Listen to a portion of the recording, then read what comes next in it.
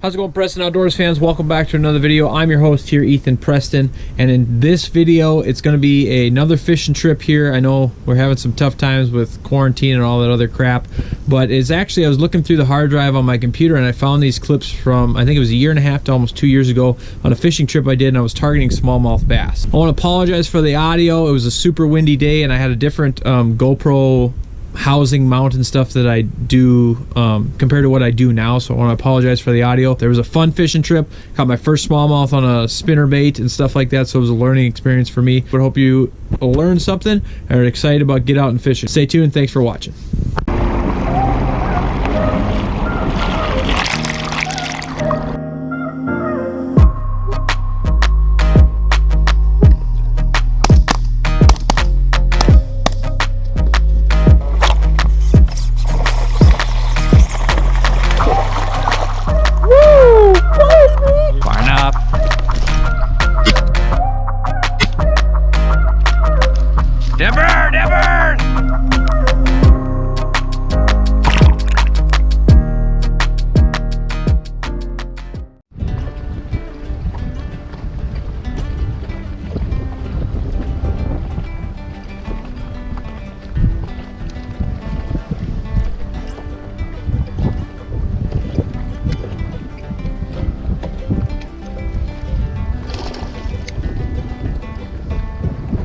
First smallmouth ever on a spinnerbait. Oh, here we go. First one of the year for me. Smoke the yellow spinnerbait.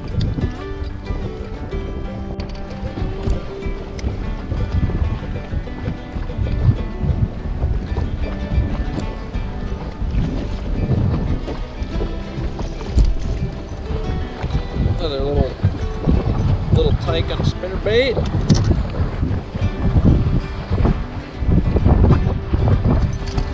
Sometimes in the pre-spawn it's not horrible to find little ones, because that don't let you know the big ones are not far behind. Alright, we got dirty water here today. Really dirty water. I mean, for really a traditional smallmouth fishery. I've never caught a smallmouth on a spinnerbait, and read enough on it, tried some squarebill and stuff, and more active baits. It was getting hung up in the weeds. Spinnerbait comes through really, really well. White and full chartreuse and white chartreuse mixture. Those are really my three main favorite colors for spinnerbaits. Largemouth love yellow, and so I decided to throw it on in dirtier water today. Thought I got bit 2 or 3 times in this spot, but also I've been hitting rocks with it too. But then finally, instead of jacking on the hook, I kind of just reeled into it with the fluorocarbon. Oh my gosh, next cast, right next to the shore. Right where that other one was.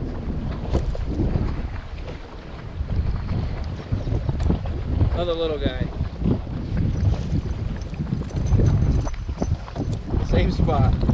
This one's even smaller, but barely hit the water.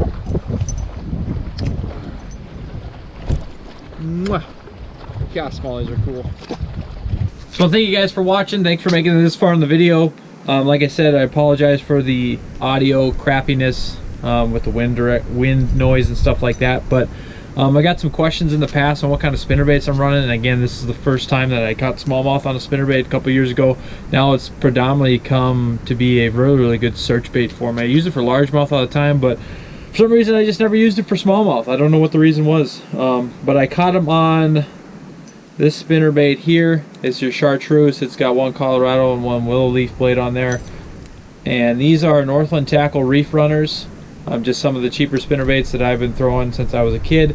I liked them because it has the twisted line tie on there when I used to throw stuff with swivels, but have always just used them. They're readily available, relatively low price, and you can catch a ton of fish on them. Again, I mentioned the chartreuse, one of my favorite colors, especially for largemouth. Then you can go with your plain white. Okay, got a trailer hook on that one. Or another combination to do, I've got here is a mixture of both of these, is a white chartreuse. As you can tell, that's going to need a new skirt on there. Throw a spinnerbait a lot for shallow cover and stuff like that. So it was a great learning experience, and be able to catch it on film was pretty cool, to catch smallmouth on spinnerbaits. Also wanted to mention the rod, reel, and line setup that I had, that I was catching these fish on the spinnerbait with. This is the KastKing Speed Demon Pro 7.3 chatterbait rod. Okay, this is a moderate fast action, medium power. So it's got that moderate action on here. So it's got, you know, more of that parabolic bend at the end of the tip, so that the fish eats the bait while you're reeling. You don't really have to jack on the hook. For the reel, I was running the KastKing Assassin. This is a 6:3 to 1 gear ratio reel. I have an 20-pound fluorocarbon on there, probably a little bit heavy for just fishing spinnerbaits and stuff, or even smaller crankbaits. But most of the time I'm fishing this around heavier cover, lily pads, docks, stuff like that, and was hoping for, you know, a little bit stronger line to pull out of there. Also, what I've done in the past too, and I'm thinking about doing next year or this season, is running braid with this, because this moderate action in this rod allows more give, so that way the fish can still eat it, so you can get away with running braid. This is the KastKing fluorocarbon, the 20-pound line that I'm running on there. Another reason I want to talk about this rod is, it's, what I like about it is it's not just a chatterbait rod, is what, you know, use it for spinnerbaits as you see in the video, but also using smaller crankbaits with that parabolic bend, you know, even smaller square bills, shad wraps. You can use it as a jerkbait rod, and any of those smaller crankbaits. This is a Strike King like 1.5 or something that I was fishing with a few weeks ago. The rod allows the parabolic bend, allows you to really use a lot of your moving baits with this rod. So you can get one rod and use it for multiple things, which I do: chatterbait, spinnerbait, small crankbait, jerkbait, all those things. And you can even throw maybe a smaller Texas rig on this as well. So the rod's pretty cool. So that's my setup that I had in the video. I want to thank you guys for watching. More content coming down the pipe. Stay tuned. Thanks for watching Preston Outdoors.